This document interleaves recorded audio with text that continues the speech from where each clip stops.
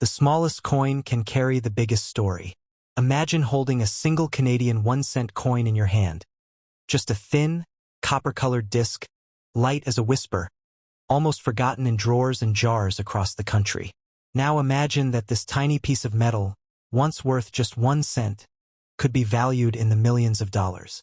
Sounds impossible, almost absurd, but history has a strange way of turning the ordinary into the extraordinary. This is not just a coin. It is a symbol of a nation's growth, a witness to wars and prosperity, a survivor of economic change, and for a rare few examples, a treasure that collectors would pay a fortune to own. In the next few moments, you will discover how Canada's smallest denomination became one of its most fascinating artifacts, and how a humble cent could hold a value far beyond its face. The story of the Canadian penny begins in 1858, when the province of Canada introduced its first official 1-cent coin. Before Confederation, currency was a confusing mixture of British pounds, American dollars, and Spanish coins. The introduction of a decimal-based system marked a turning point in economic stability and national identity.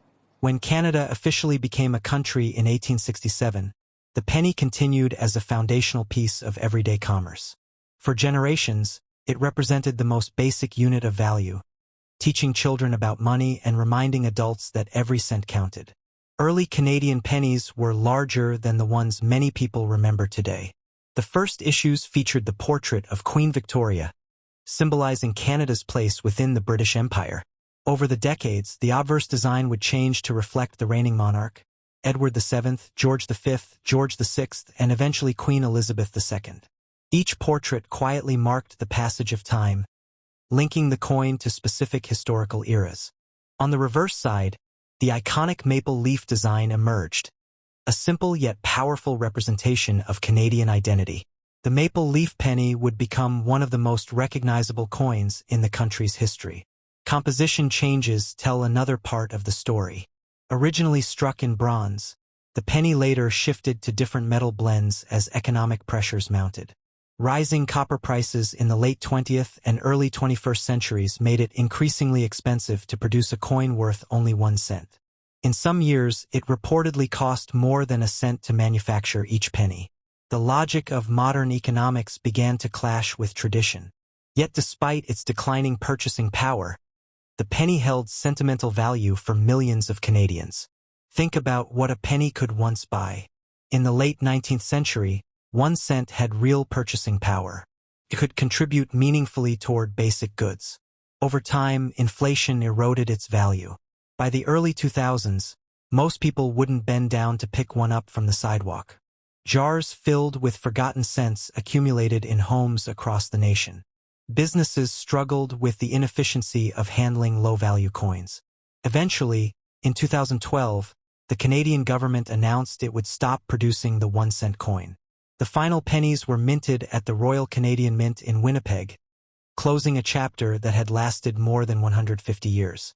But here is where the story takes an unexpected turn. When production stopped, the penny began transitioning from circulating currency to collectible artifact. Suddenly, people started paying attention. They searched through rolls of coins, examined dates, and looked for rare variations.